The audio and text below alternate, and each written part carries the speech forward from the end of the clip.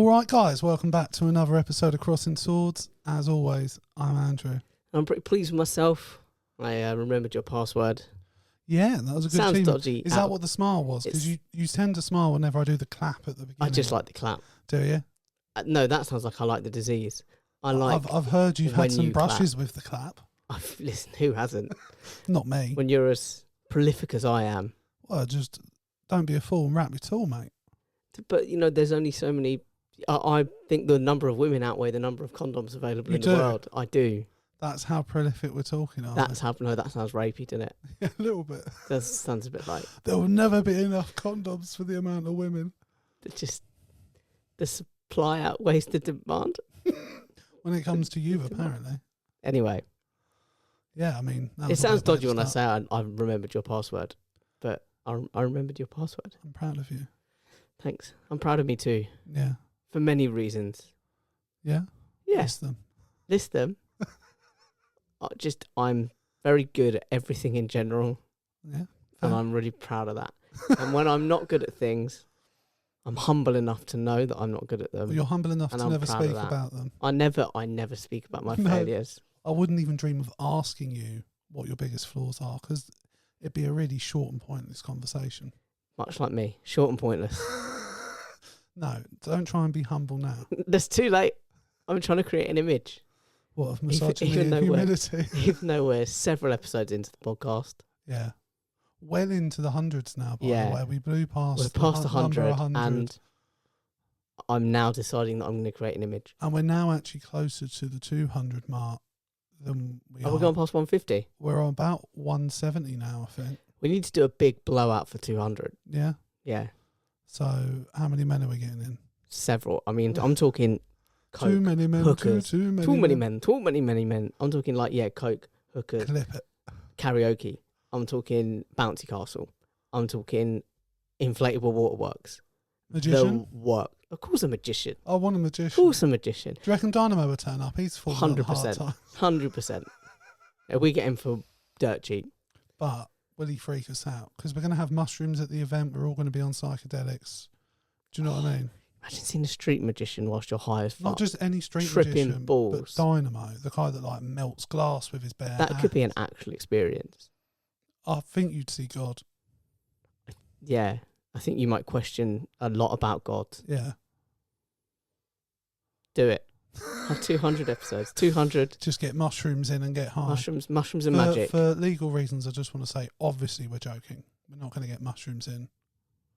Oh, right. Yeah. We're joking. We are. Well, I'm not paying for them anyway. We'll do a free promo. Free plug for the dealer. Reach out to Big Mushroom. Yeah. To the guys at the top of the stem. Offer them a plug. Yeah. Nice. We'll get rejected just like... Also, we need to have it out, don't we? Yeah. Not my fault, though. The pod. Not my fault. What do you mean? You paid to do it? No, but it wasn't my fault. Why wasn't it your fault? It was the only thing available. I don't believe it. It was honestly the only thing. You should have drunk a mate's piss, or tried to, before drinking. Yeah, I did, and then they threatened to kick me out. What choice have I got here? Don't drink. Dehydrate. Just dehydrate. Jake, tell the people what you did. No, you tell them what I did. No, you tell them what you did. You tell them what I did. I've been waiting for an opportunity to use that in context for a while. I consumed some liquid death, which sounds cooler than it is. I just drank the drink, the canned water. And why is it a betrayal, Jake? Because they rejected us. Yeah, they did. And they're dead to us. They are dead to us, but I went to a gig. Who'd you go to see? Tom Grennan. Oh, nice. I like Tom Grennan. And was he good live? Yeah, he's really talented. Yeah. He's got a phenomenal voice. Yeah, great voice. And what I really liked is he came out to the Gillette thing. Okay, the best a man. And then every now and then when there was a gap, he'd just shout Gillette and wait for everyone to go the best a man could get, and then he'd just sort of go, "Swear to God, man, that's my biggest hit." Yeah. And when someone turns into it and embraces it, it's very endearing. Everything whenever I've seen him interviewed, and just you see him about, he just seems chill. Just an absolute rock solid dude. And I used to listen to a podcast called Happy Hour. Yeah. And when he was coming up, that was one of his almost, you could say, stepping stones. It sort of gave him a bit more exposure because it was a really popular podcast. And he said at the time, like, if I ever make it to Glasgow Festival, I'll have you guys on stage with me. And everyone obviously thought he was joking. And then sure enough, several years down the line, he gets a show at Glastonbury or to perform there, and he has him up on stage for a bit. Yeah, no, he seems like an absolute top guy. Yeah. Top lad. Top G. Top player. Top lad. Yeah. He's not bad at football, to be fair. Yeah, he is as well. Watch him in I just don't think it should be allowed, and I know obviously I say this, and I am the same in many ways. I don't think it should be allowed that you should be that talented, that good looking. Yeah. You know, if you're a good singer, you're a good singer, fine. But don't also then be good at football. Do you know how he was discovered as well? He was just doing karaoke at a pub, happened to be a couple of scouts. Of course he was. And they were like, oh yeah, he's got something. And in his head, he was like, I'm not a singer, I can't sing. And then within a week, he was in a studio. Of course he was. I just don't think that's fair. It's not right, is it? It's not cricket. It's not just. No. Where's the justice? If there was any justice in this world. Where's the scouts? I would be your man. I'm worried, actually, that I was about to say, where are the scouts listening to this? I'm worried that the scouts have listened to this. And people have gone, no, you need to give it another listen. You need to give it a fair chance. And they've come back and they've given us a fair chance. Yeah. And have swiftly tuned out. Moved on. Who knows? Who knows? But no, Tom Grennan, sorry, back to the story. You were at a Tom Grennan gig. Yeah, and I wanted a drink. I needed a drink. So I grabbed a couple of beers. Were you in standing? And a water. No, yeah, it was in like a park. Oh, okay. It was all standing. It was all outdoors. Yeah. That was the only thing they offered. I was like, no, I want like just a bottle of water. They were like, no, we don't have a bottle of water. The beer, it was all cans, by the way. And this, do you know what? Okay. This bothered me greatly. So do you know when you go to a gig or a match or something, and they take the bottle cap off your bottle? Yeah. Fucking piss pit. Like, as someone else said when I was with him, they were like, the fucking price I've just paid for it, am I going to launch it, am I? But... people would, though.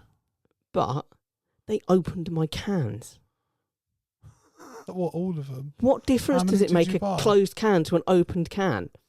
Well, no, there is a difference, isn't there? But in terms of, like, its safety or whatever, what fucking difference? How am I now going to carry 3 open cans when I could have just put 2 closed cans in my pocket? I'm just putting my scientist brain on here. Even if you throw a full but open can, I reckon the science of it, because it's not sealed. It will lose some... Not just that, but it will also, when it hits, it's probably not as hard. Whereas one that's closed with the full liquid. You're just making it up, though. Am I? You're just making it up. We need a scientist that we can call for these moments, don't we? Like what? Should we phone Neil? He's the closest person. What actual difference does it make? Now I can't put those in my pocket. Yeah. When you then can't smack someone over the head with it either. I mean, that's all I wanted to do, was just a little minor violence. Yeah, and that's why they cracked it open. No, but honestly, I was like... No, look, the bottle lid, I agree with you. I hate it. If I could put it in room 105... You know, deliberately calling it a different number. Yeah, smart. I nearly undid it. That I would probably be with you in putting it in there, but I know I can understand why they do it. The bottle thing that annoys me less than having to have it in a plastic cup. Like, at least in a can, there's less spillage than if I've got it in a plastic cup. Like the bottle thing, I get. I don't like it. And I don't agree with it, but I understand there is at least an argument to be made. Yeah, the can thing is just ridiculous. I'm like, what the fuck are you doing? I was like, no, I just want a bottle of water.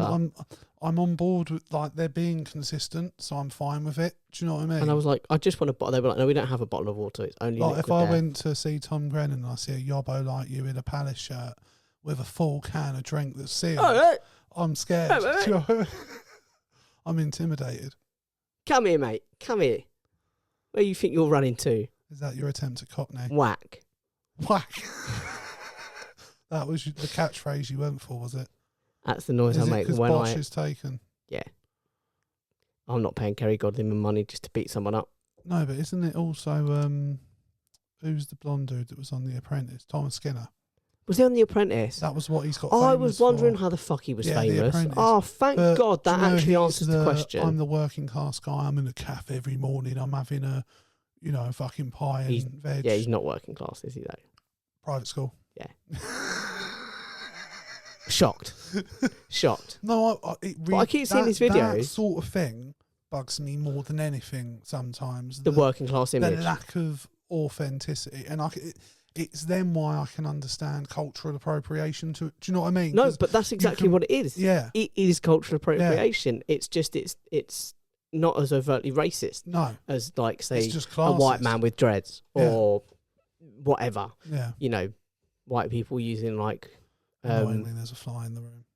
Patois or something like that is very blatantly racist cultural appropriation. But it's the same thing. It's like what it is it says that my culture is like a plaything to it. It's exotic. Yeah. It's something. Like, look, it's something you can market yourself with. He might say he grew up in the East End. That's a legitimate accent. I'm not necessarily doubting that, but I just feel like the marketing of Thomas Skinner has been this come from that. And like, again, I don't know his family background. I don't know how they paid for his private school and whatever. But he did go to private school. He went to private school, so that definitely like.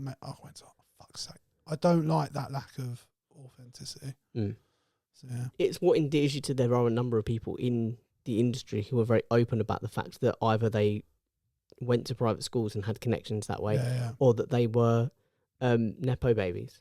Yeah.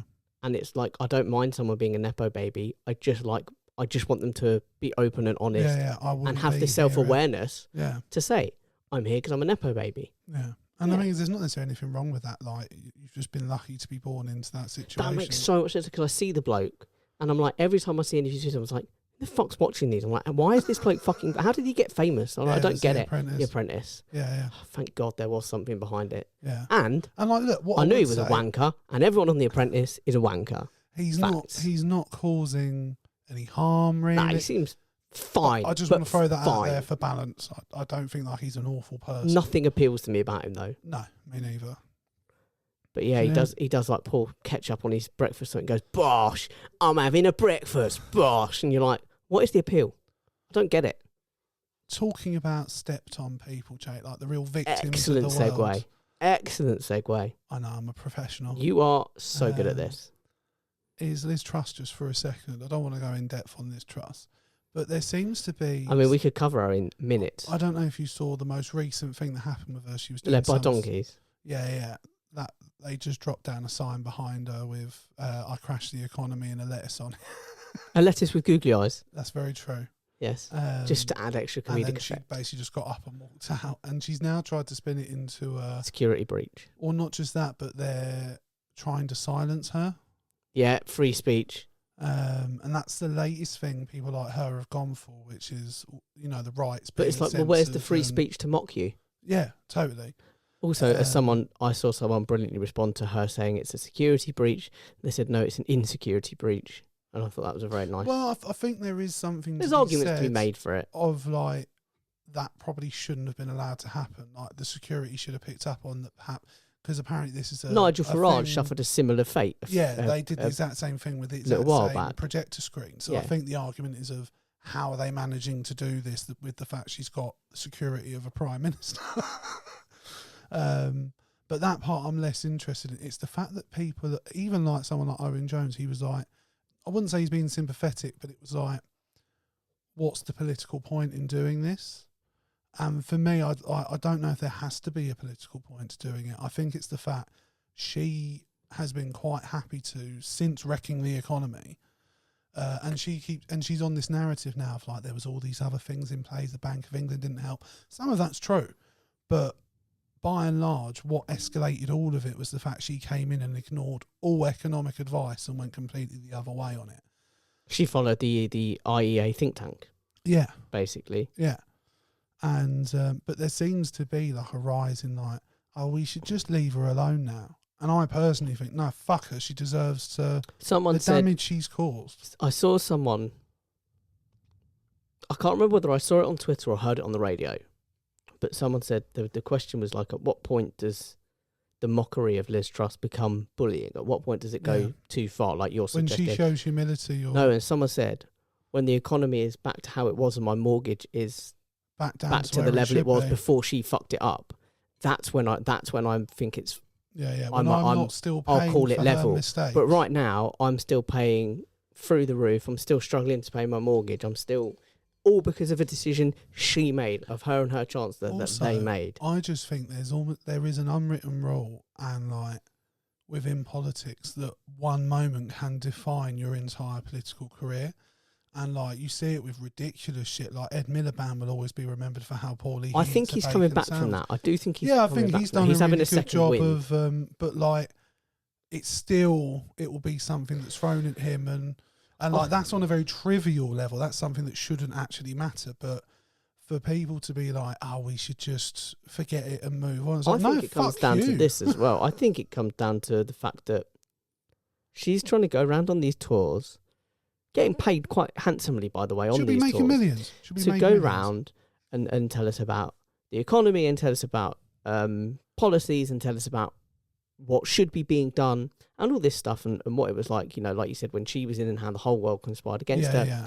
And what the people like led by donkeys are doing are going, this is ridiculous. You're a clown. We shouldn't be taking you seriously. Here's a picture of a cabbage. Do you remember that? Yeah. A cabbage outlasted you. Do you remember that? Yeah. You're a clown and we shouldn't be taking you seriously. And I think that's absolutely fine because for someone like, specifically like Liz Truss, that's exactly how she should be treated. We shouldn't be taking her seriously. We shouldn't be listening to her points and stuff. It's like, no, you had to go. She should be treated with the derision her behaviour, actions and her behaviour since deserve. Because it's not like if you or I started talking about policies, as we do on this podcast, started talking about policies of the economy or whatever, we're theorating, we're speculating, whatever. She actually had to go and put her ideas into practice.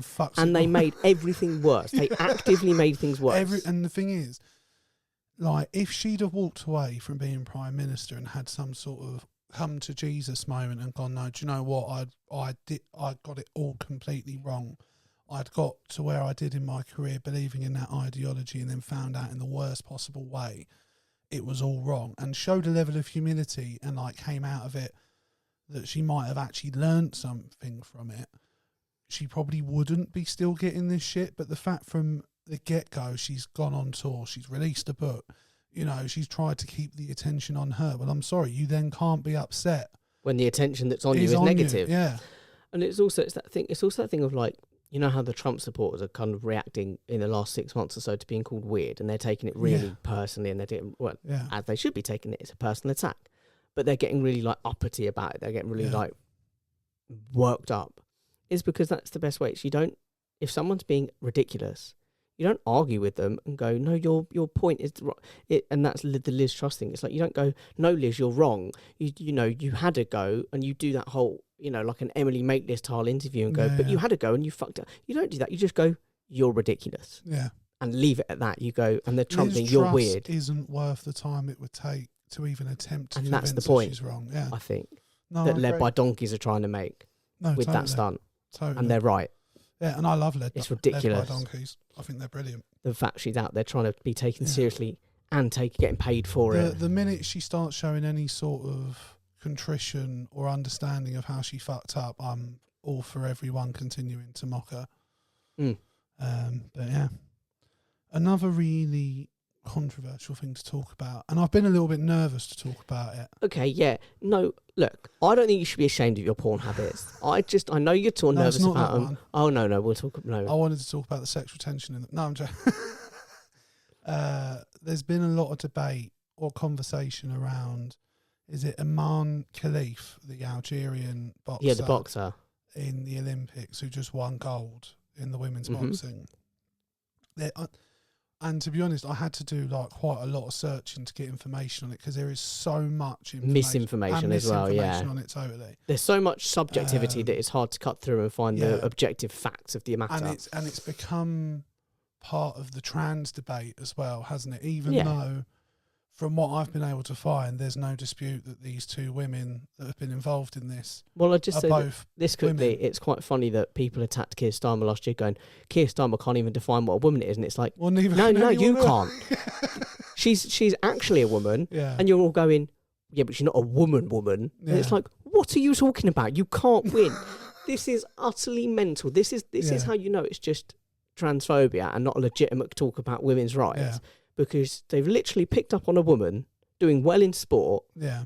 Yes, she's got an advantage because she's physically bigger than some of the other athletes. That's how sport works. That's like me going into basketball and going, this is ridiculously unfair. They've all got a genetic advantage because they're all taller than me, and launching some kind of complaint.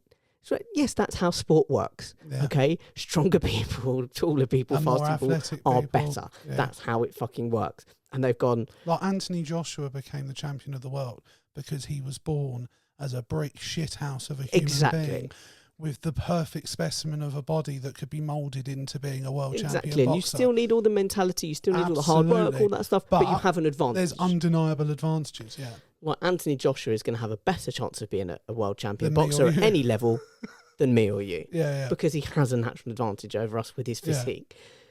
But they've gone, and then they've turned around and they've gone, oh yeah, but she's not a woman, you know, she's a woman, but she's not a woman. And they're like, what do you mean? And go, well, look, she doesn't even, and part of the argument was, well, she doesn't even dress like a woman. She's just like a man with like, you know, she wears trousers and t-shirts and she has her hair cut short. And it's like, do loads of lesbians. You are now, you're talking about the safety of women, and yet you are now policing that women have to present a certain femininity. They have to act and look a certain way. That is the ultimate goal of what feminism is fighting. Yeah. People trying to define boxing. If to be a woman, you have to look this way and act this way. Yeah. And that's exactly what you're doing. It is baffling. But there is, like... baffling.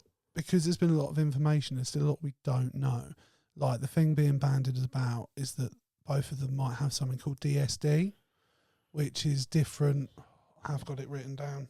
Bear with me. Differences in sex development, which hasn't been confirmed. Like, because the thing is, I believe both of them, if not, I know Iman Khalif, she failed a test for the world championships, but we don't know what test it was. No. We don't know what the results of that actually was. And the IOC have said that they're not happy with the test that was done, the results, the reliability and all of those sorts of things. So we actually don't know anything. Yeah, as far as the Olympic Committee all we know is that she's a big woman with, male features. Like, she's got a big frame. Also, the thing that made me laugh was the one who put in the complaint was the Italian woman. Yeah. Put in the stirred this whole thing up. She's now apologised since. She has, but it's quite funny that she's like, she punched me. It's like, you're a boxer. Like, what are you like? Are you actually serious? I went and watched it because I heard last night. Because a big thing was made out of it. And she literally just takes one punch and then immediately just goes, nah, I'm done. And it didn't even... Everyone kept saying, oh, it was a monstrous punch. And I watched it. I was like, yeah, she gets her in the face, but... Yeah, she catches her clean in the mush. But you wouldn't say that was a monster... Like, I've seen monstrous punches in boxing, and that wasn't... Yeah. She literally takes one hit and then... And I've heard people who are into boxing say she's done this before as well. She faked an injury in another boxing match to get out of it. So she's got a history of being like, if it's a tough fight, I don't want Fuck it. This. And she has since apologised for her handling of it. I think it was pretty scummy to behave like that, actually. I feel like, at least from the outside, it comes across like she saw an opportunity to have an excuse to lose. And what do you make of this lawsuit that she's now presented? From what I've heard, I mean, I think we're seeing now people can't just get away with saying whatever they like online without any consequences. Because it's incited bullying. It's been... It has. What I have seen, though, is it's very unlikely either J.K. Rowling or Elon Musk are going to be held to account over it, because the French law means that non-French citizens can't be done for it. But in general, people that have been doing it that are French nationals can be prosecuted for it.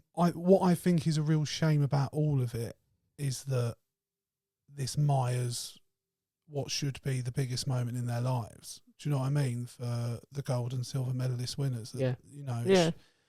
And it's why I don't know where I fall down on all of it, because I read an article where they had two sports scientists, one was a man and one was a woman, and they agreed on almost everything except for what we do about it. And they were like, well, first off, we don't know if they have DSD, but even if they do, we haven't really got enough evidence to... We've seen that they have some advantage, it's undeniable, and it's the same with when they're studying the advantage a trans woman has in sport in general, that there is some advantage, but again, it varies case by case. So again, they said that we're about 20 years probably off of having a clearer picture of what all of it means. But then even on top of that, we don't even know if they have it. No. And you can't... It's all speculative. So like what we're almost asking is like, can you drop your trousers? Do you know what I mean? And that I'm not comfortable with. But I feel like unless...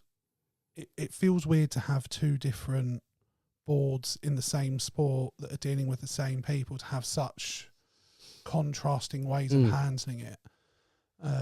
So I feel like there needs to be unity on these sort of things, because otherwise we're just going to keep running into this same issue with whoever this happens with, whether it's a trans person or these people. But part of me almost feels like they shouldn't have been allowed to compete just because of what it's done to them, like the attention they would have come under. I mean, and they may say they're happy they've gone through it, it was worth it to win the gold. And but yeah, I feel like... And also, to be fair, at the start, they didn't know that this was going to be... Well, no, totally.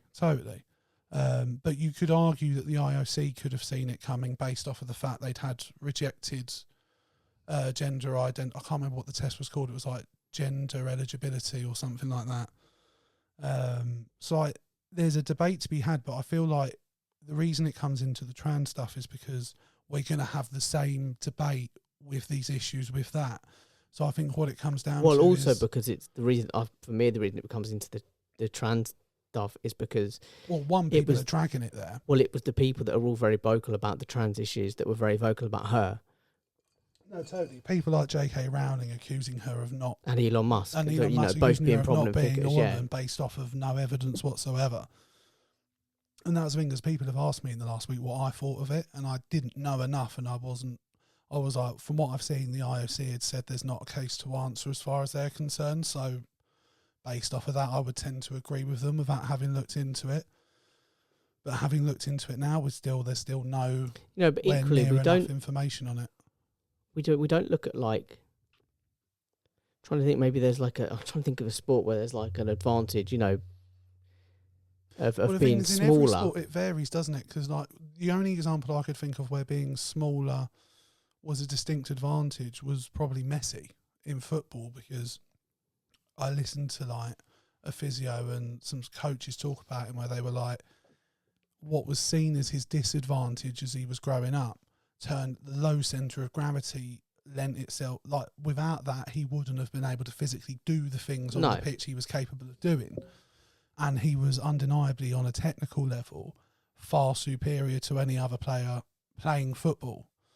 So like that's the only one I could genuinely think of. But equally, But also within football, being a giant can be a massive advantage. Do you know what I mean? Yeah. Like being someone like Peter Crouch being nearly 7 foot tall. No one's looking in the men's boxing and going, that's not fair, he's bigger than everyone. So I mean, well, it's like... Well, the thing is, like, it gets divided into weight class, doesn't it? Like, we don't put Anthony Joshua against a featherweight. Do you know what I mean? But even then, there's like, sometimes the weight is down to height and size, and someone's got more muscles. There's so many different ways it can be divided up. And they have different reaches and things like that. No, and that's it. No one's ever looked at it and gone, that's an unfair pair, and he's got a bigger reach, and then gone and started questioning. No, and like, we've seen fights like Hay versus, what was that massive Russian guy's name? What, Oh, no, not Klitschko. No, not Klitschko, the Russian. the other one. Usyk, No, he might have even been... I don't know boxing that much. He might not have been Russian, but we saw him in... Was it in Tenerife we watched it? And he was huge, bald, and everyone was like, well, Hayes just going to get destroyed. And he didn't. He won. But, like, you occasionally get fights like that, but rarely... Like, normally, the way I've always fallen down on this when we've talked about whether it is trans athletes in sports is that as long as there's things in place and the people competing are comfortable with it, then I personally don't have an issue with it. It's just like, for me, I'm sorry, that's the way sport works, particularly at the highest level. If you have, some people are going to have a physical advantage. But it is funny, like, the whole, like, when they're talking about that, like, you can be a woman and have an XY and not an XX. But I've read all sorts today about, like, there's a man-making gene that cannot be present even if you have an XY chromosomes. You can be someone with DSD, that you've grown a clitoris and a vulva, but you don't have a uterus and ovaries, because you had the XY chromosome, but not the man-making gene that goes with it. So like, it's all many biological variations. But the problem is, the guy who was talking about it was like, every single person with it has a different version of it. So that's why, like, we just don't have the medical data to know what we're doing with it, essentially, or what we do. It's also why it's very, it's why these people that like define a woman, and it's why they get ever increasingly into these horribly misogynistic boxes of adhering to certain feminine tropes or certain physical tropes about, there's some of them they'll say, oh, it's about, being able to make a baby. Well, there are lots of biological women that can't make babies. Oh, well, it's about having this, it's about having that. And it's like, but you're still ruling out a number of totally traditionally recognised biological women. It's like, there's no, you can't, they're all these people that go on, define a woman. It's like, why don't you?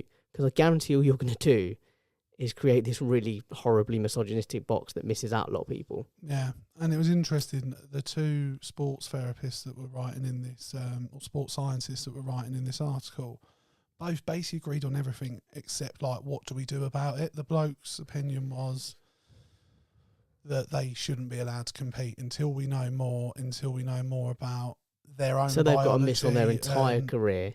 Yeah, but the other woman, and they talked about whether it would work having a trans category, but both of them agreed that the percentage of people that are actually trans, you wouldn't be able to run a league, let alone an Olympic competition. So yeah, I think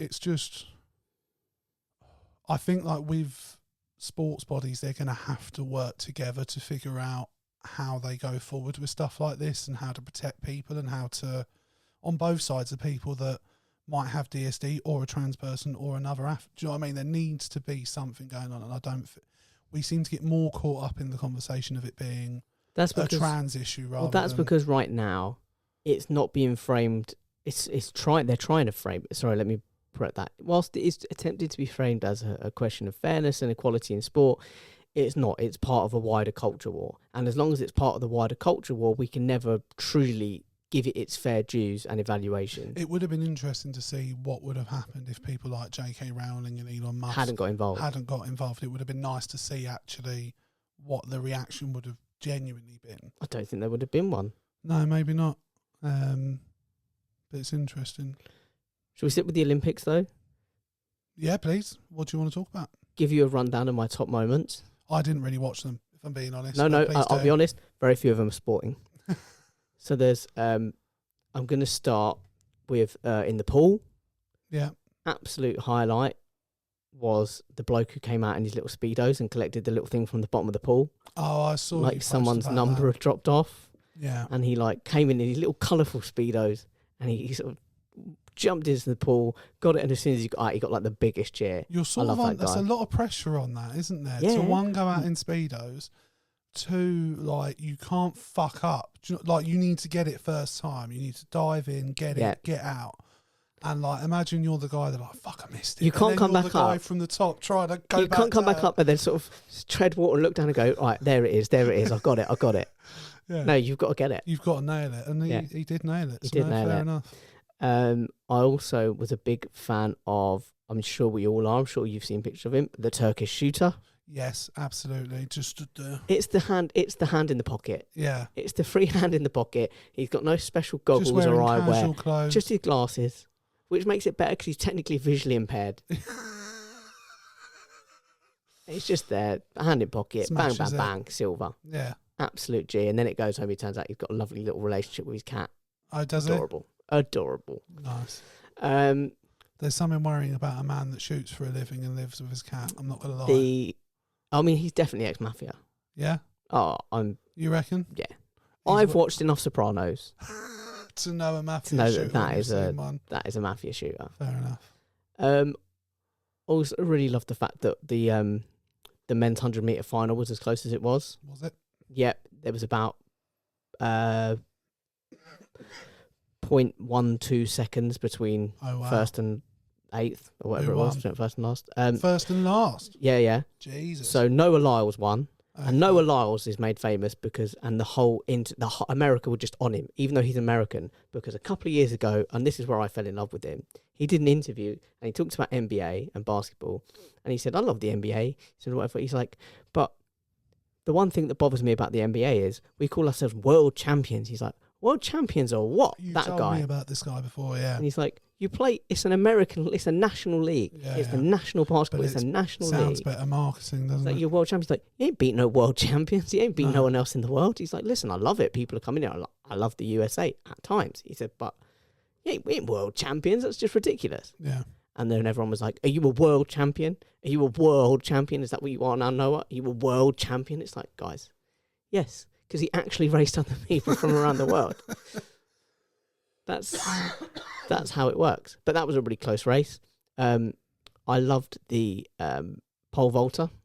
With the massive dick. With the massive dick. I mean, the schlong of all schlongs. Like I said, it's a lose-win. He misses out on a medal, but the whole world knows he's packing. Apparently, he immediately got a lucrative offer to star in a porn. Of course he did. And the fact is, everywhere he goes now, everyone's going to give him a look. Yeah, people who are they want to see it. People who are sexually attracted to men are going to give him this, like... Look, mate, I'd look.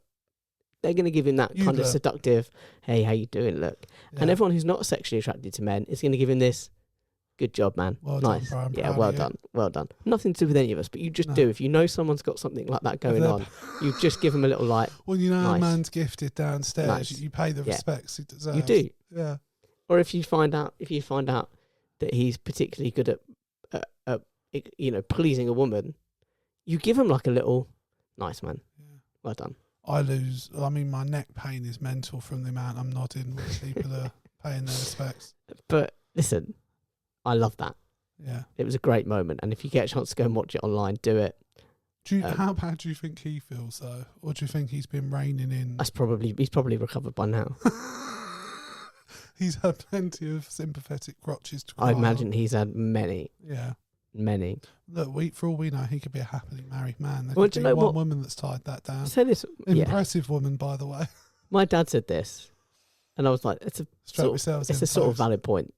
He says because we were like, you've been training for 4. I said, you've been training for 4 years. It's gutting, but everyone knows you're packing. He's like, yeah, but he's been training for 4 years, and that's never happened. It's like his dick's never got in the way. He's never had to come up with a solution to it. I was like, do you know what? It's actually a pretty valid point. Yeah. You think at some point, if you're packing that much, heat, look, you do have to take precautions. Do you know what I mean? The only thing I can maybe think of is that practice is fine. It never comes up. It's small enough when. Do you think he was just a little bit? He got excited by the crowd, or was that just that's just his flaccid penis? He got a semi on. The excitement of the crowd. It's cut free, and he didn't account for the extra space. He didn't account for the extra space. Look, we've all been there. There's times I don't always account for the crotch space that I need. I often don't make the clearing because famously, it's one of the things that gets you into trouble. The safe distance you're supposed to stay away from people. COVID was a nightmare. I bet. Especially with what you're packing. For many reasons. So that was a good moment. I really liked that. You weren't supposed to leave the house. Really, really bittersweet, happy and gutted for Katarina Johnson-Thompson. What happened to her? She got silver. Missed out on gold, just javelin. Didn't do it for her. She put in a personal best shot put. She had to win the 800 metres, which is the final race in heptathlon, by, I think, 8.5 seconds. She won by 7 seconds. She put in a personal best. It's the fastest she's ever run it, but it wasn't enough. And the woman who beat her, by the way, Tim, the Belgian woman, this is her 3rd Olympic gold in a row. Yeah. She's good. She's lost to the best. And Katarina Johnson-Thompson came out and said, she's like, look, I'm not upset to lose. There's no shame in it. If you lose to someone that good, you can... And for her, she's got a couple of world championship stuff, but at the last Olympics, she did her Achilles. She's like, there's always been something that stopped her actually competing. Whereas this time at the Olympics. This time she actually had a go. She was fit. She gave it a go and she couldn't quite. Heptathlons are hard ones. Yeah, especially because they do it all over 2 days. You're literally just doing event. But it was like, what other sport was it? Someone had a gold within 2 days of the Olympics. And I was like, the French bloke, quick. The French bloke, the swimmer, Mark Strong, whatever his name is, he got 2 golds in the same session in the pool. In the same session, he ran a race, got out, they did another race, then he got back in and won another gold. Like that is seriously impressive. Yeah. I'd have been on the sidelines being like... Yeah, but the thing is, and here's the thing, right? And this is why I think athlete. Olympians are fucking insane, because not only do you have to dedicate your whole life, you need to have known that you were good enough at something at 6 to become an Olympian. There's exceptions. There's people like Anthony Joshua, that freakish size and strength and all of that. But in general, most Olympians start at an incredibly young age and dedicate. They give up their youth, their teenage years, going out, all of that to be a supreme athlete. So we're specimens, mate. There's no doubt about it. Me I'm and not you, putting yeah. us down by no means, but like we're not quite putting in the effort that these people are. That actually brings me on to one of my other highlights. That was a really sweet moment, which was I can't think of her name, but the in the rowing, it was a pairs rowing. She won gold, and she basically teared up because her dad had passed away a couple of years ago, or very recently, in fact. And a couple of years ago, he'd handed her a diary. She'd like thrown out her old diary. I presume you've seen this. I think I have, yeah. And in it, she spoke about how her ambitions were to win a gold. She's like, one day I'm going to win a gold in this. And she'd like thrown out the diary, and her dad had presented it to her just before he died and said, remember your dreams, and like you're that much closer now. Yeah. So try to win it. Really beautiful. I can't imagine how that must feel to have had your parent there for that whole journey and not share that pinnacle. That must be very bittersweet. Yeah. So no, that is nice. Loved the introduction of kayak cross. What's kayak cross? So they all start on like a ledge up above the water, then the thing drops and they drop in their boats. That's a great start. And then it's the same as like the canoe slalom. Well, they've got to sort of go where you go between. This, you go forwards past that gate, you come up round that pole, but then there's also a pole where they go through and they have to roll. So they have to like submerge themselves and roll. Loved the introduction of that. There was break dancing. The break dancing, I'm glad you mentioned the break dancing. I wanted to end on the break dancing, but I'll go for it. Over that. I don't know the full ins and outs, but I've seen allegations against the Australian dancer who was doing a madness on the floor. And Ray Gunn. Apparently she's like the head of breakdancing Australia and stuff. Well, she's written a PhD on breakdancing. Yeah, I know that. Like, apparently she isn't actually a breakdance. Well, the thing is, the qualifications to like it's basically it was a posh people's thing to qualify for, even though it's a very street level thing. Yeah, the qualifications were doesn't it? You had to get out to the qualification, so you had to have the money to get there. You had to have the money to get yourself. Apparently, she was behind where it was, and the fact it was good. Everyone had to fund themselves getting there, whereas like she didn't have to pay for herself to get there, and so there's been accusations over that she's basically. The thing is, like, people don't understand Australians, like most of the world, is that she go back an icon, an absolute icon. They'll love her. What, just for those? And I've already spoken to a couple of my Australian friends, and they agree, and they were like, we fucking love her. Yeah, and I was like, I've seen I do. No, I think if what is true that she's like proper rigged it just so obviously that changes things. But I did see a video of someone in Australia with a picture of her on her back and her legs were on their windscreen wiper, and it was just. I saw that. So I thought that was good. No, like I loved her. Yeah. Breakdance. I'm not sure if breakdancing's the one. Not sure it's going to make the full thing. No. Also, give a special shout out, by the way, to like events that maybe didn't go to plan. Obviously, the triathlon that had to get pushed back because the Seine was too full of shit, so they had to push it back to get him in there. Alex Yee, local boy, Palace fan, won it. Incredible surge at the end, like literally. Which one's the triathlon again? Swimming, cycling, running. Right. Okay. Do they do that all in one go? Yeah. Really? Yeah. So you do your swim, then you get out and you get on the bike, and then you get on your bike and you run, and so the transitions between as well, and like you're changing out of your wet clothes and stuff. That's quite. I hear about some of this stuff, man. I'm like, how do you key enjoy to your time. doing this? But the bloke, the Kiwi, I think he was, who's like running ahead, and he's like coming down to the home stretch, and actually just comes out of nowhere with this absolute burst of energy. It's like, fuck, could you imagine being him? You're giving everything you've got, and this bloke comes past you, and it just looks like he's got nothing. And you've got nothing, and he's just pulling away. It was really impressive, and he's a local boy, he's a Palace fan. Got to give him the shout out. Absolutely. Yeah, down in Marseille where they did the sort of beach activities, so they did the sailing activities and stuff, and the surfing and all that.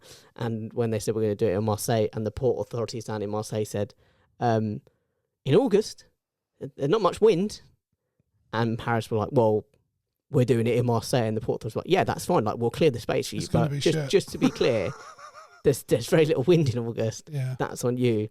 And then several events got stopped because of the lack of wind. And in fact, one of ours got robbed. Not robbed, but basically one of our girls was well out ahead. But because it got wind died, off. They pulled them all back in. And when they sent them all back out, the momentum had shifted and the moment had gone, and she missed out. And it was just like, oh, fuck. To be honest, I've heard a lot of negative stuff about it's been terribly how run. France have prepared for it.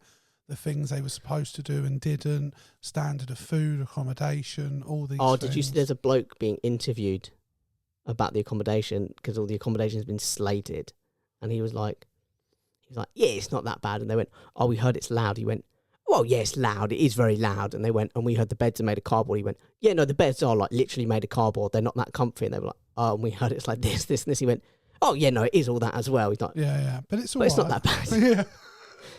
British cycling actually don't stay in the accommodation. What, because of how bad it is? They don't generally anyway at Olympics. They're like, the Olympic Village is not the one that's, yes, we'd rather too have quickly, our hastily athletes set up. Yeah, separated. we'd rather have them actually in the best prepared. And also I've heard they're just fuck fests. But they've put out like the wrong flags and stuff. They've played the wrong anthems and stuff. Like, it's been a joke. Yeah. But I also want to say that some of my favourites, Famke Bol, the Dutch runner, who sounds perfectly normal, by the way, but after she's run and she's exhausted, she talks like this, and she really like this, and she talks like this, and it's like, I love that. And one of my personal favourite moments, I think, from the Olympics, the American and the Kiwi high jumpers. Okay. Oh, what, the Kiwi that basically just... You know, he ran and just like flopped. But so do you remember 4 years what ago? What did he think was going to happen? Or 3 years ago. Because he looked really disappointed afterwards, like he didn't know that was about to happen. So do you remember like 3 years ago at the last Olympics, the Italian and the Qatari bloke were in a jump off, like they were tied first. Right, okay. And the official came out and he went, well, we can continue the jump off, and they both just went... Oh, no, they took the joint gold, didn't they? They went, can we share it? And he went, if you both agree to, and they were like, fuck it, let's share it. Let's And both have a it was gold. iconic. Yeah. Like, that clip is just, it fills my heart. It does. Every time I watch it, it's beautiful.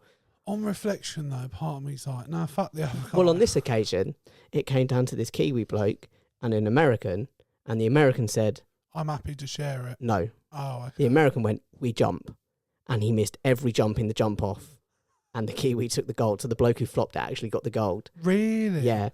And it was like, bro, you could have been iconic. You could have been loved, and you've shot yourself into silver. But in the same way... To be honest with you, I don't... He lost trying to win. I like the spirit of what they did back then. Yeah. But I also think that also goes against what the Olympics is meant to be. It's about finding out who the best is. And if that means it takes you 5 hours of non-stop jumping one after I think you go, another. look, we've both had a fantastic jump. We've both been fantastic, and we've pushed fuck ourselves to that the limits. noise. I want the glory for myself. But I love the fact that he was the one that was like, for no. Me, I was and like, they what? lost. Like, I mean, admittedly, they've both got gold. The Olympics are fine with it. But, like, for me, I don't know, like, years on, I'd be like, oh, I'd like to be the guy who won it, not the guy who shared it. Do you know what I mean? Mm. Again, I'm not a professional athlete. But then how do you feel if you could have shared a gold and then you came away with the silver? That's the name of the game, mate. That's the risk. That's gamble. That's all sport. Like, there isn't, in no competition usually is there, apart from cricket for some reason after 5 days of playing, that you have a draw. Do you know what I mean? Anyway, those are all my moments from the Olympics that I thoroughly That's fair. enjoyed. Like I said, I didn't really watch the Olympics. The only thing I found when I did watch it, there should be, I've heard a few people say this isn't just an idea just to me, that there should be a normal person in every category. In every category. This is comes up every Olympics. They're not there to compete, but just to show you how tough it is. Yeah, to show you that what a random normal person looks like doing these things. Because I sit there and watch gymnastics, mate, and I'm like, she looked a bit stiff there. Yeah. Do you know what I mean? Yeah. She didn't look like she meant it. Do you know what I mean? There's not enough power on that jump. Where am I getting that from? Yeah. Do you know what I love the fact that every I'm 4 years we judging become someone who spent their entire life doing this based off of nothing. every 4 years we become experts in things we know nothing about. Yeah. I love it.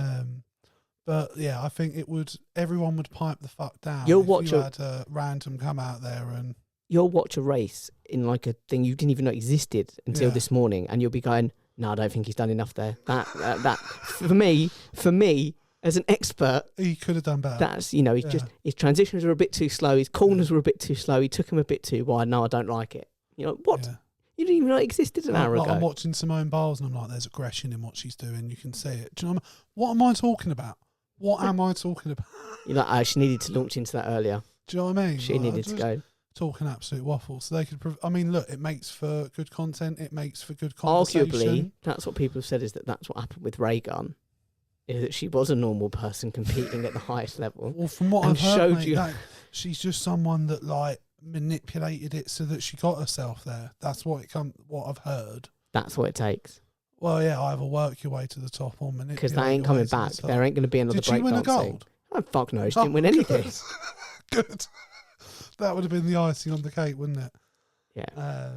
Right, to talk about other dodgy people, Jake. Another beautiful segue. I'm sort of shoehorning Excellent. that one in. We both saw a story that we wanted to talk about regarding a big company. Did we? Yes. You know, they have a magical land with a big castle. Oh, yes. Yes. They kill people. McDonald's. Allegedly. No, not McDonald's. No, It not is, of McDonald's. course, Not McDonald's. the inspiration between Funky Bowl's post-run voice. It is the House of the Mouse. Yeah. Disney. Tell the people what happened, Jake. So, last year, a couple were dining at a Disney restaurant. And she had a dairy and a nut allergy, if I'm not mistaken, if I remember reading correctly. And they weren't catered for adequately. And as a result of that particular meal and the lack of the presence of allergens, she passed away. And Continue. what is the charge? Eating a meal. Eating a nut. By the way, literally a few days after we did that episode, I had a Chinese, and the first thing I said was, is it a crime? Eating a meal? A succulent Chinese meal. Anyway, to segue back into the series, that she did. She's not going to be in Rush Hour 3. No. The husband basically is now sued Disney and said, look, you through negligence. What a small amount of money, by the way. Just wants 50k. He just wants to live. Or is it in excess of 50k? Yeah, he wants to live, but yeah. Yeah. Compensation. He's not Just trying to saying, make. doesn't He value his doesn't want to wife be a very much. billionaire. He just wants compensation. Yeah. And to cover the costs and Probably the medical costs. and the emotional costs and stuff like Yeah. that. But so he's now suing Disney, saying that through negligence or through lack of care or whatever it was, a mistake was made on your part, deliberate or non-deliberate, that resulted in the direct death of my partner. And Disney have said it's ongoing. The lawyers are going to push through, but Disney initially said, we're not actually going to allow you to push through that lawsuit because you signed up to a Disney Plus free trial a couple of years ago. Yeah. And when you did, That he only kept for a month, by the way. part of the terms and conditions that you agreed to were that you agreed to side with Disney on all arbitrations. So basically, if there's ever a disagreement between Disney and yourself, you've agreed to give up the right Yeah. to challenge Disney in any way. And it's like, there's a number of issues in that. One, if he's not even got Disney Plus anymore, is that still valid? Two, I think that comes down to like piracy laws and things. I don't think that covers death through eating a nut. No, well, his lawyers have said Disney's argument is preposterous. And it is. And inane. They say Disney's case is based on the incredible argument that any person who signs up for a Disney Plus account, even free trials, that are not extended beyond the trial period, will forever have waived their right to a trial by jury. Basically, what Disney is saying is, if you've ever bought Disney Plus, we can kill you. Legally. And you can't take us to court. We can kill you and your loved ones with you no can't take us repercussions. Yeah. Which, like, and do you know what? I saw someone arguing that they've done this because they want to avoid the bad publicity of going to court and having this out in the open. I would argue killing someone, accidentally or otherwise, and then trying to fuck over the dead husband isn't good publicity. No, because there's how much money they have. If you're that desperate for it to go to arbitration, and for me, even if he was asking for like 500 grand, for example, which he's not, apparently he's asking for in excess of 50 in his legal fees. So you're probably looking at what, 100 to 200 grand? More than that, I would have thought, with the legal fees now. Maybe. But it's Disney. They're a multi-billion-dollar company. Why would you not just pay him off, make him sign an NDA, and then no one knows about it? You've done right by him. You've given him what he wants. And you've, as much as you can in this situation, made right a shitty situation. Instead, they've chosen to try. Imagine like crying over your wife's casket at the funeral and being like, "The Mandalorian just wasn't worth it." I want you back. I want you back. I hate Pedro Pascal because of him. Season 3 let it down. Like the finale was just too rushed. And do you know what? If it was any better, babe, I'd be happy to say goodbye to you. Do you know what I mean? It wasn't worth it.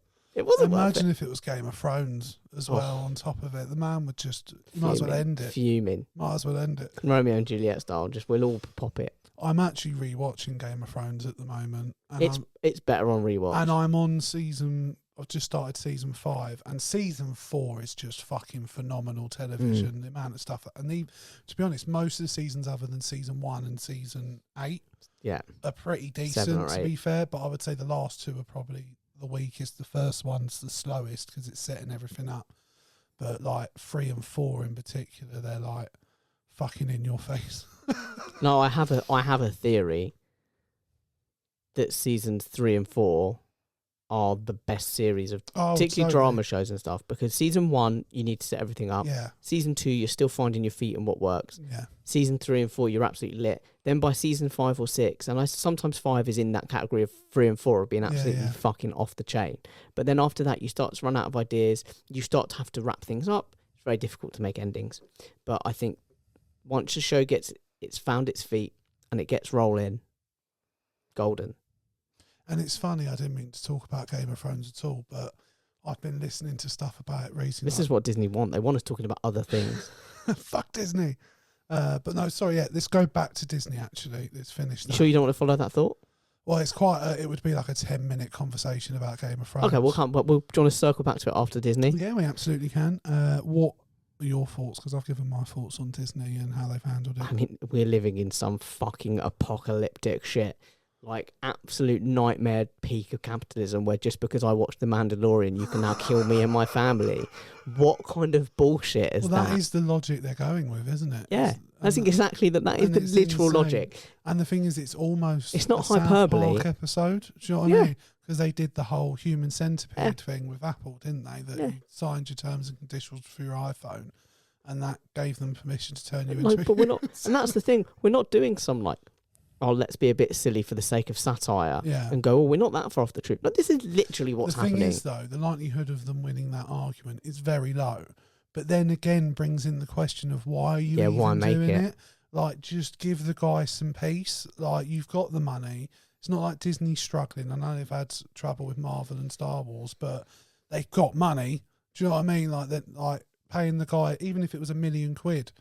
It's mental, you've got to hope that it goes to court and the court side with the bloke. But at the end of the day, right now, we should all be watching that with real attention, because if Disney win it, that's scary shit for really everything. Because that means basically, unless you read every line of your terms and conditions, you could be agreeing to all sorts of things. Can I also, just before we move on then to this Game of Thrones conversation, just give a shout out to my hero of the week. Who's that? The woman who stole the chicken wings. I didn't really get that story. I read it. Okay, so there's a woman, and I need to give her name because I feel like she deserves this credit. I'm sorry, she's a queen, and I don't want it said. But why is she a good guy? That's the bit I'm going to need explaining. Chicken wings. Everything she did for the love of chicken wings. Like chicken wings. Yeah, I mean that's literally the driving factor. I don't even think chicken wings are that good. Very little. And she is from Chicago, near Chicago. She's at a school near Chicago. She's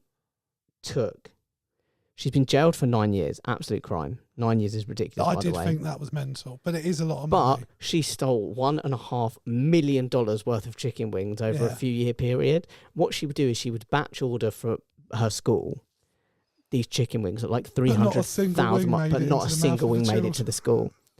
Yeah, in a way, I'm celebrating someone who robbed children. The thing is, who starved children. Yeah, like if this was someone who had been robbing KFC, for example, for a number of years, I'd be more okay with it. But ultimately, the Department of Education is a little different. She's cost the education department that deals with the future of children $1.5 million. So that was why my initial reaction to the prison sentence was, that's a lot of money. That's a lot of. It's going to be like time, but I fell down. It's like she has literally taken food out of children's mouths. It's nothing ever made it to the children's mouths. Yeah, they didn't know they were getting it. They didn't know they were getting it. They got fed adequately. No, it was only when the head teacher, the principal was just someone like, just did a basic audit. Well, he was just like, our bill is getting really high for food. Yeah. We need to get control of that, and then the investigation was launched. I mean, also that shows how poorly she was covering her tracks. She wasn't even attempting to. She's going to be like Nathan in Misfits when they're like, "What are you in for?" And he's like, "Stealing some Pickawicks," and they're like, "I swear to God, that's what I'm in for." She's going to be like, "Stole some chicken wing," and we're like, "What?" Not some. I stole a hell of a lot of chicken wings. I mean, what's going to go? To be honest, no one's going to ask that question because, and I'm about to get real for a minute. What? She is black, so they're going to see her in prison and go, "You're in here because you're black, aren't you?" But I don't even think chicken wings are worth. I really like chicken wing. I like the occasional hot wing from KFC. I love a hot wing. But beyond that, like, I would never order chicken wings at a restaurant. I love chicken wings. I do. Like when I've been at a pub with like you and Ash, and you order like a bucket of 50 wings, I'm like you're wasting. Like, how much fiddling and shit are you having to do with that? How much joy am I getting from it though? Not that much. There's barely any meat on wings. Getting a lot of joy. Do you know what's nice when you go to a fancy restaurant and you order wings and they bring out the whole wing? What? Not just a little bit of wing. Who goes to a fancy restaurant and order chicken wings? Yeah, mate, you just sort your life out. You need to reevaluate your choices. You're making the wrong ones. Disagree, because when you could end up on the same road as this woman robbing children for chicken wings. When that came out and it was the full wing, not just like a bit of a wing like you get when you order wings. Yeah. It was like the full thing. I was like, I'm in heaven. No, I thought I'd only order 5 When have you ever been served a giant wing? They don't exist. Oh, Lucerne, actually, that's where it was. Where the fuck is Lucerne? Switzerland. Who gives a shit? I do, because I was very happy that day. No, I'm sorry. You're just wrong. Chicken wings are on mass, just pretty average, if not shit. No, they're good. I like a chicken wing. No, people, let us know, because this is another food debate. And let's face it, mate, the general feedback when we do these food debates is that I'm correct. What are you talking about? You know that's not the general feedback. That is not the general feedback. What do you mean? What kind of delusions are you Almost everyone up? that comes on and I ask them about mini cheddars, they're on my side. No, they're not on your side. They are not on your side. Let's get this fucking historically. Alan's on my side and he's a reasonable man. He's a fucking moron, is what he is. Sorry, Al, but you just are. Well, look, I'll have him defend his position when we next get him on. Just bullshit.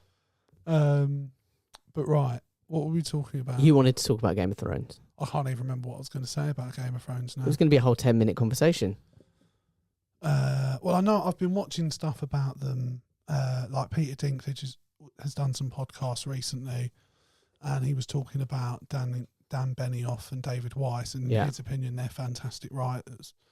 And I think they were until they'd had enough. Well, Kit Harington's recently come out and said it, hasn't he? Yeah, and he basically said he's like, when I look back at photos of me from the last season, I was completely done. So I think perhaps where a project like Game of Thrones falls down when there's so much material, because it could have easily gone on for another 3 or 4 seasons to do the story, the justice it probably needed. But it was very obvious, particularly from Dan and David, that they didn't want to continue it. The thing with that last series that really bothered me, and I had many issues with the stories at the time. Now that time has passed and I reflect on it, I still have issues, but fewer. There's a few more creative decisions that I kind of understand a bit more, and I look back and go, no, maybe they were always on the cards. There's obviously still a few decisions I'm like, no, absolutely hate, disagree. But it wasn't just the story thing. The whole Battle of Winterfell, they're like, let's have one of the biggest, most expensive fights in history, and no one can fucking see it. I was going to say the same thing. And then they turned around and went, oh, you're on the highest brightness setting. They went, oh, your TVs are not right. No. And it's like, what? No, my TV is on the highest brightness. Like, I cannot see. I can't see this thing you've made. And it wasn't even just that scene. And it was the whole episode. Yeah, but also you can argue that when the entire story has been leading to one moment, to have it over with in one episode that's not doing service to the story you've been telling, in my opinion. My biggest issue with the end of Game of Thrones was Jaime Lannister. What, that he ends up with? But he didn't. You could have planted those seeds a few episodes before. I don't think they will probably argue that they did. But I don't think they did. Where He'd done so much development as a character. And then bangs Brienne. And it would be fine if he'd done this whole development and then slowly gone back and we're like, oh, you can see the cracks. It's like, no, Jamie, don't go. And then he goes back. You're like, oh, that's good writing. But he literally went, develop. Oh, shit, we need him to be over here. Well, let's just put him over there. No, it doesn't work over there. He's over here. But for me, the reoccurring theme is that they rushed it because they didn't want to be doing it. And that's exactly what it is, So rushed. for me, if you get to season 6 or you're filming season 6 and you're like, I don't know how many more seasons I've got in me, for what you've started, there's a responsibility to finish that story well. Now, whether you want to be the one that does that, you should be willing to find people that are willing and capable of doing that. And I think they didn't want to do that, chose not to do that, and believed they could tell the story at a pace that was uncomfortable compared to everything else we'd seen. Like, and I get it in, like, I didn't mind things like where suddenly one person was in one place and then another, because sometimes spending an episode just watching someone travelling can get tedious, but that also allows you, as you said, to put in things like Jamie Lannister, his character development headed back in a bad direction, instead of literally going from he's doing the right thing, and then at the last minute just changes his mind and goes, no, I'm going to go. And that's the thing. I don't mind a character traversing somewhere physically, but what I don't want is them to traverse somewhere emotionally and mentally, because we've seen them on this journey and now suddenly they're over there. It's like with nothing, no explanation, no setup. The ending for Daenerys and Jon. Like, Daenerys, you could argue over the series there was the odd inkling that there was that in her, but they never explored it really, and certainly. And then suddenly it was there. Yeah, and then suddenly she just makes this decision where you're sat there going, I don't get why we've done this. Whereas I bet if I get to read the book when it eventually comes out, if it ever comes out, I would get to see that descent. Do you know what I mean? It's one of those things where, like, with the Daenerys thing again, it's like and the Jamie thing, it's like I don't believe it. Yeah. If you'd have given me a few more episodes, and I don't even need a whole series. No, if you'd given me a few more episodes, I'd have believed it. I'd have gone, I believe that character has done that thing. But you've just gone, we're not there quick enough. We need to be there, and then gone, bang. Yeah. And it's like, no, but I don't believe that her character would do that in that moment. I don't believe Jamie's character would do that in that moment. But I guess it is also unfair to ask actors, particularly if you're Kit Harington or Emilia Clarke, to say potentially slag it off, basically. No, but not just that, but like, you might need to be involved with this project for 15, 20 years, maybe potentially. Yeah. And like, that is a lot to ask from someone. Now you could argue they were earning. But from a creative standpoint, I don't think they needed 2 or 3 more seasons. I think they just needed. But I think they just needed more. It's not even cutting that. it down to 8 episodes was a mistake. Yeah, what they needed to do, more than anything, was to start sowing the seeds they wanted to sow earlier. Yeah. In season 5, they needed to be planting the seeds. In season 6, they needed to be watering the seeds. Yeah. Do you know what I mean? They needed to be putting this in place a lot sooner than they did, so that it didn't feel as rushed. Yeah. That was, I think, what they needed to agree. do. You know where it's ending. You know there is so much to still enjoy about it, and like I said, it's still a great series. And I will still be disappointed when I get to the end of it again. But I've been really enjoying rewatching the moment, like the Oberyn moment, things like that, like reliving. Like I actually can't. I end up looking away at that bit because it just pisses me off. But yeah. But no, they, like, in some areas they did an incredible job, but they sadly didn't stick the landing. And I've said to you, we said at the time, it's one of the most difficult things to do is to end a show or to end a story. It is the most difficult thing, and especially when, like, the creator of the story hasn't actually released the ending, so like we actually don't even know if that ending will still be the ending. No, but they'd already diverged quite a lot from the books. Oh, no, totally. So, and I think they had to, because unless you were going to, because of how big his books are and the stories that are woven within it with different characters, you would have to do a standard 24 episode season. And I hate those. No, totally. And it would be too much. So like, but there was a middle ground to be found that they chose. It's just, you know, when you look back on shows, there are a number of shows that I've enjoyed that were let down by the ending, or they went on too long. But I can appreciate that overall it was a very good show. I mean, even something like How I Met Your Mother, where they knew from day one what the ending was going to be, Yeah. that still turned out to be a very controversial ending. Yeah, that really upset me, that ending. Yeah, it upset a lot of people. Yeah, especially... It upset me. I didn't like it. It was, and I know you had the same issue that whole last season for the run-up to that wedding to then just the final... Undo it in one episode. 2 minutes. And you were just like, I've literally just wasted hours of my life for no payoff. Yeah, 20-minute episodes. There were maybe 18 episodes, 20 episodes of that season where they were like building up to the wedding. Yeah. So you're talking about, which a lot of them were all right, but they weren't as good as earlier seasons. And yeah, just it's a shame when that happens. Yeah, so you're talking about like... I like How I Met Your Mother isn't something I really rewatch now at all. 6-7 hours of your life. Yeah. For absolutely nothing. That you're not getting back. To be undone. 6-7 hours of viewing that was completely undone in 10 minutes of viewing. Yeah. And that's quite impressive, actually. And they knew what they were doing from day one. They knew that's where they were going. Yeah. I would argue, on the How I Met Your Mother thing, that was their downfall, that they knew where they were going to end it. Yeah. And then they went on too long. So if they'd have ended this show maybe 2 series before, they could have reached that point and it wouldn't have been as frustrating. Yeah. But because they kept going, suddenly they were in a place where it was like, fuck, we've outgrown our ending. Yeah. That's what I think. No, I think that's a fair assessment, to be fair. Oh, so I think it was actually... It damaged them that they knew where they were going because they went on too long. As we know, if they'd have stuck their guns and went, no, we're just doing 6 seasons or whatever, 7. When something like that's a cash cow, they milk it for everything it's worth. And I would be tempted to as well. But no, it's a shame. Like, there is definitely something to be said about knowing when the story's finished, isn't there? When you've done what's right by the story. And it's why I'm always a big fan of a lot of British sitcoms, because they tend to do 2 or 3 series. They're like, no, we've done it. If we go anymore, we're just going to be doing the same jokes. We're going to be telling the same, the characters they've gone on their journeys. They've reached the point we wanted them to reach. It's a satisfying ending. Done. I want them to finish off Gavin and Stacey now. Like, I just want the last piece and then just... Yeah, because they ended it.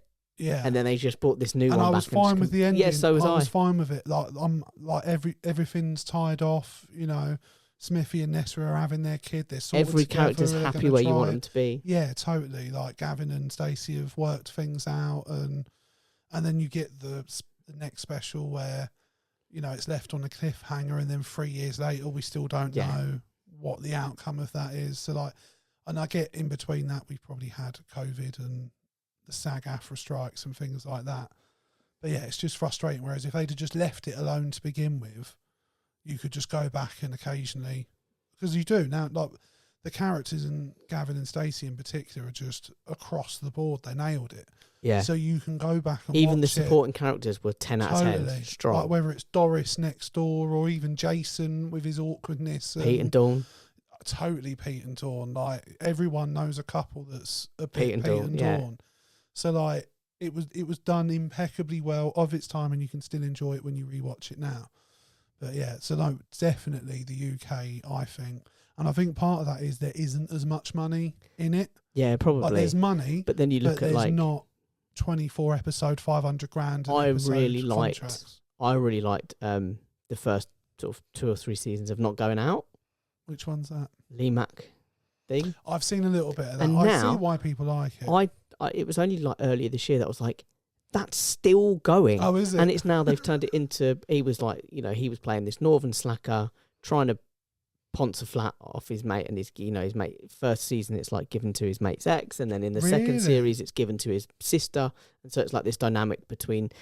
Now he's married to the sister, and it's a family thing, and it's like, what the fuck is this? See, I thought it was just a family show because that's all I've seen. No, of it. The early series were different, and I really enjoyed them. Now it's like, it's so run of the mill, generic. Yeah. All the jokes are tired and worn. That's the danger when you go on too long. And I know we're talking Game of Thrones is more drama, but again, it's the same thing. It's like Sopranos. I love the Sopranos. So when they got to season 3 or season 4, they said, this is a fucking cash cow. We want to keep this going. Yeah.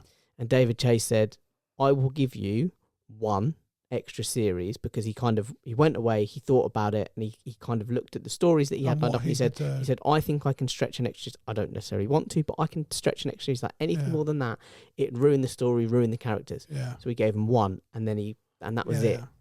And it Which is didn't, fair. you know, I think, and that's the approach you need to have. You need to genuinely look and go, will And this again, compromise I've the not integrity of watched the it, show? But most people I've heard talk about have said they did a good ending and they were happy with I how they like the ended ending. it. It's controversial, but I Yeah. like it. Breaking Bad, I haven't seen that all the way through. 5 series. I get a little bit bored when I watch it. That's fair. But 5 series. That's it. Yeah. You look at The Boys, which I'm a big fan of. Whatever. I've Yeah. just caught up. I'm Oh, just have up you- to What date. did you think of that series? I liked it, same as all the other series. I think. Really, I was a bit meh at the end of it. I didn't enjoy it as much. I don't know why. It felt like it was more about the random shit that went on. And I know that is part of The Boys and that's part of its charm. But I don't know. It felt like they were leaning in. But the next more series to will that, be I very guess. interesting because 5. This is it. 5. Yeah, and yeah. they're done. So I want to see how they end it. Like dramas, and then like I look at something like The Walking Dead. I think I got into The Walking I Dead. texted you about it, didn't I? What, The Walking Dead? Yeah. Yeah. Because I thought Rick Grimes was dead. Yeah. I've seen the video of him Yeah. on the bridge. He blows up. That looks pretty conclusive to me. So when I then saw he was doing a new series, I was like, and I thought maybe have they done a time thing where like there's a gap in the series where you're not with him for a year or something, and this is that year, like a bit like an Oliver Queen in Arrow where you get sent to the part. No, it's just he survived and it's that like I got into it straight after Breaking Bad. I was like, I need a new show. Watched Walking Dead. I was like, this is great. First 3-4 series again, series 3 and 4, and then I got series 6, and I was like, it's waning a bit. But then they introduced. Now this is interesting. 'Cause this is the point where a lot of people turned off. But they introduced Negan. yeah, And I was like, from what I understand. I'm going to stick it out to see Negan. And when his introduction, I was like, I'm back in.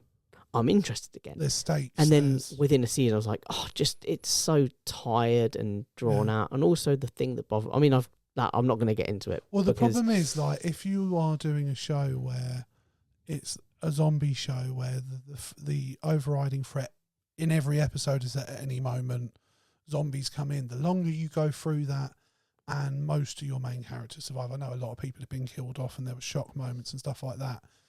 But unless you're maintaining the stakes, I feel like the story loses its purpose. Do you know what I mean? Well, also the zombies stopped being a threat.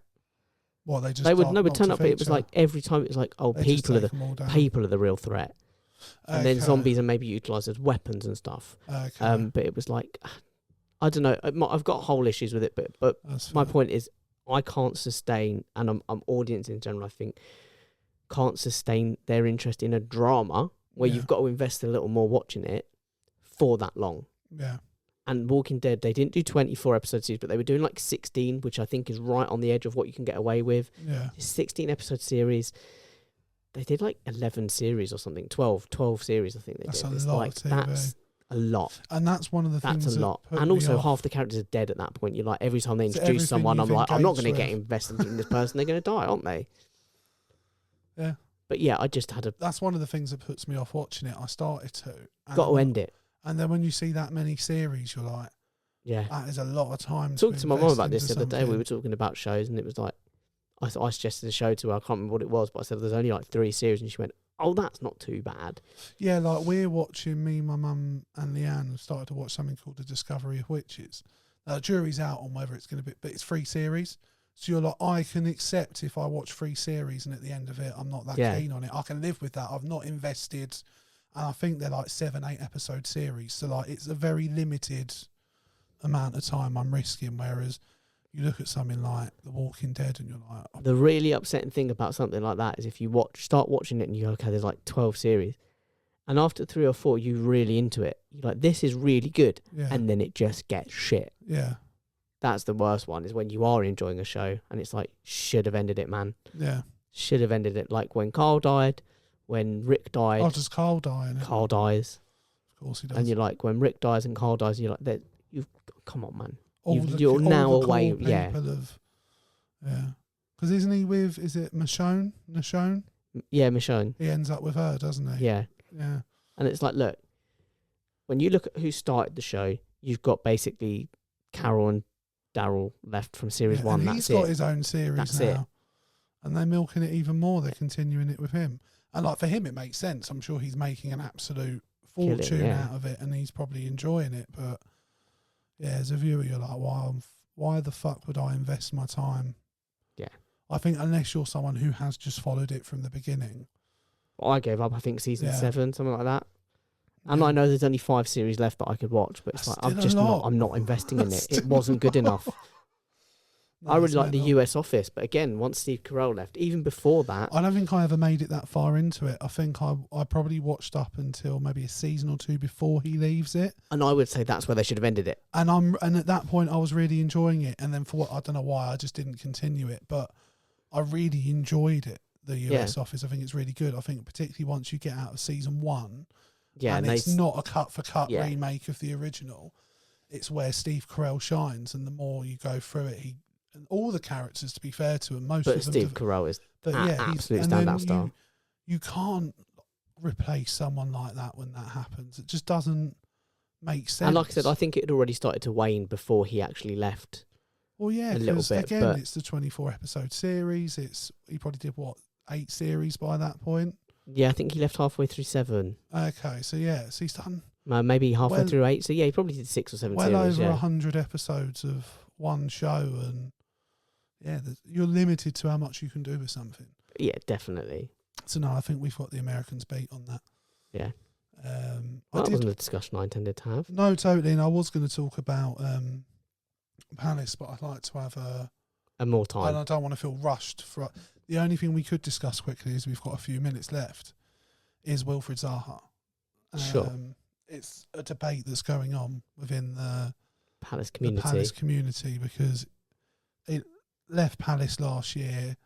He was offered what we both agreed, I believe at the time, an insane deal. Too much. 200 grand a week for 4 years for a player who I think was either approaching 31 or had just become 30 maybe. I think the deal would. I think the deal would have taken him to like 35, basically being paid 200 grand a week. And he's never had a consistent goal and assist return. But he wanted to chase and he was on 130 grand a week at the time, I believe. So we'd offered him a huge wage increase. And full respect to him, he chose that's not what he wanted to do. Wanted to go try and play Champions League football. I don't know if I'd have chosen Turkey to do that, because you're not going to go deep into the competition. But again, it was his decision. Yeah.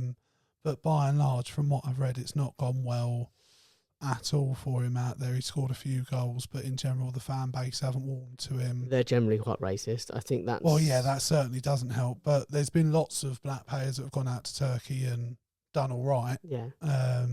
But it's that proper racism thing. Totally. It's like, you've got to work twice as hard to be as good as the person. Unless you're blowing it out of the water, you're most likely going to get racist abuse. So it didn't really ever make sense as a choice for him. But he's now being rumoured to coming back to Palace, either on loan. The main rumour is on loan. But they want about 9 million for the season for him.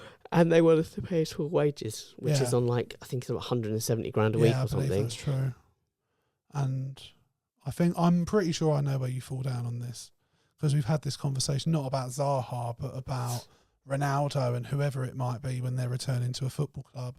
And I think particularly in this situation, I definitely agree. I don't think we should... don't get me wrong, I love Zaha, in terms of what he stands for. The excitement he's given over the years. My first season as a season ticket holder for Palace was, I think, his first full season as he'd broken onto the scene, I think the season before.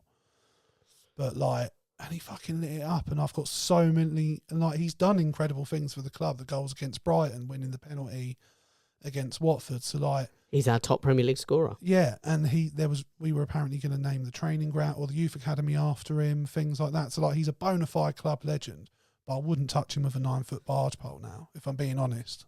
I think the only time a player should go back is at literally the end of their career, which this may well be. Yeah. But if that's the case, you don't go back on 170 grand a week. Like, you don't go back on superstar wages. No. You just go back on humble wages because you just want to be there. Maybe you're starting to think about doing your badges, or you're starting to think about the next step of your career. Yeah. That's the only time you go back as like a swan song, and you don't go back on big money. The deal would have him coming back on big money. Therefore, I don't think it's worth it. No, and I don't think his ability relative to the rest of the players now warrants being on that. I didn't think it warranted being on 200 grand a week when we offered it. But I just feel like it goes against everything the club is supposed to be doing now. So I would rather go without than. And it was interesting. I listened to a clip of Glenn Murray. He went on Ben Foster's podcast, and he talked about Wilf, and he was like, he lacks intelligence when it comes to the game in terms of actually understanding how football works. Because he was like, when I first went to Palace, you know, he's doing all these tricks and he's doing X, Y, and Z. But if I missed a chance when he eventually passed to me, he had a big issue with it, and it then meant he didn't want to cross the ball or didn't want to release it. He said, and I had to explain to him that if you create 75 chances for me this season, it doesn't matter how many I actually score. He said, because when people look at you, they're going to see a player that's just created 75 chances this season and I'll for cop a the striker. I'm the one who takes the criticism. You've done your job. But that had to be explained to him. And to be honest with you, I don't actually think he ever learned. I also saw him when he lesson. said that when he first came in the training ground, he said he took on, 3 players down the wing, he said, but then he wanted to take on every other one of the 11 players. He'd want to cut back and take on every single person. But I'm massive fan of Wilf Zaha. Yeah. But I think he gets the club, he gets what it means to wear the Palace shirt. But if I'm being honest, from an outside perspective, I don't think he matches what Glasner would want. Now, ultimately, that's up to Glasner. If Glasner has looked at him and gone, I could use him for X, Y, and Z, then fair enough. I would trust Glasner's opinion. But in general, I just think I'd rather we left it out. Yeah. Gave other players an opportunity. I'd rather we didn't loan out Raksaki and he actually get some game time. Do you know what I mean? I just think, I'd rather, if we get him on a free, when his contract runs out at Galatasaray, but again, it needs to be on 40, 50 grand a week to be able to justify it. It can't be anywhere near 100. But we can't be paying a transfer fee and paying his full wages. Yeah, totally. I assumed we would be for a player that ultimately we're going to use off the bench. Yeah, because having looked at the way or a cup player or whatever pre-season, I didn't realise Kamada was going to be used as more of a winger. But again, I trust Glasner to know what he wants to do with that squad. And again, I'm not 100% sure about Ismail Assar. I've got reservations, but again, 12 million, we've wanted him for a long time. Yeah. And again, so in Dougie, I trust. We tend not to miss at the moment. So fingers crossed, and we'll see how things go. But I think maybe in the next episode we'll do a bit of Palace talk. And it'll be into the season at that point, so I think we can discuss. We're playing Brentford first game? Brentford first game. Oh no, I'm around next week actually. Yeah, I thought you were. I'm around next week. So yeah, we'll have a bit of Palace chat next We'll week. do some Palace chat. Yeah, and maybe a bit of more football chat. Palace tease. Because I'd even like to talk about Everton a little bit. Like what's going on with them. Yeah. So yeah. Cool.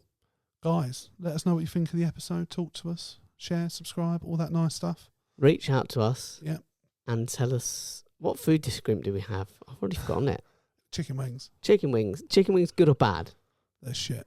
They're not shit. They're just write in and let us know whether you've got a normal opinion or a batshit crazy opinion. Whether like Andrew, where you think they're bad because you're fucking weird. No. This conversation only applies to non-vegans, by the way. I'd have fuck, vegans can give an opinion. Fuck that, because they'll side with you. What do you mean? You're just going to have a room full I'd literally rather eat any other type of meat. It's just going to be you and a room full of vegans on this issue. No, I'd eat a hot dog before I'd have chicken wings. Yeah, but that's all and good. But the only people that are going to go, no, chicken wings are bad, are vegans who think all meat's bad. Well, no, there'll be people that just aren't into bone-in chicken. I must admit, I do love a boneless fillet or also a boneless I much prefer chicken. A breast. I like my meat to have no bone in it. That's ideal, but I do like chicken wing. I can get there's 2 bones or 1. That's easy. I can deal with that. It's when you get all the fiddly ones, when you get like... I don't want to fire with all that. But yeah. No, where you like them. But guys, let us know what you think. And Jake, where can they do it? It'll be here on the screen. Take to the streets. Just last week we said don't riot. This week I say riot. If it's about for chicken wings, you'd riot. For chicken wings. What is the charge? It is chicken wing. Succulent, juicy chicken wing. Where can they contact us, Jake? Or you can actually just contact us. CrossingSwords19@gmail.com. Yeah. You can hit us up. Yeah, what the fuck is that? I meant to go, yeah, and it went weird. I won't tell you what I thought. What did you think of us? Yael sounds a bit like if you could put a sig in front of it, and you know, it would have very dangerous connotations. Fair enough.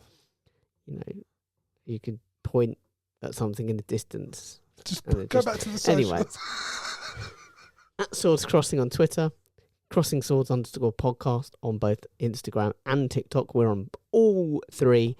We're also on Facebook. You can search us by searching Crossing Swords or Crossing Sword Podcast. You can also find us on YouTube, the link to which will be in the description to the episode you're listening to right now. Go on there, give it a like, give it a comment, even if you just literally watch 10 seconds of it. Click like, thumbs up in the comments, and then, thumbs down, shit, we don't care. It's all the same. Just be a good person. Helps the algorithm. Give us a follow, maybe. Give us a follow on social media, Twitter, TikTok. We're doing probably most prominently on TikTok at the moment. Yeah. So check it out, share it if you like a clip it, copy it, save it, download it, share it, repost it anywhere. Same on Instagram, same on Facebook, same on Twitter. And let us know, chicken wings, good or bad. That's what we want to know. It's what the people need to know. It is what the people need to know. And we're here for the people. I'm here for the chicken wings, actually. People come second. The people come second to the chicken wings. For me, the people always come first. If there's a room full of people that need saving and a bucket of chicken wings, you're eating the chicken wings. I will save them whilst I'm eating the chicken wings if time permits. Otherwise, I will have to probably wash my hands after the chicken wings because you can't save people with sticky hands. Then I would save the people.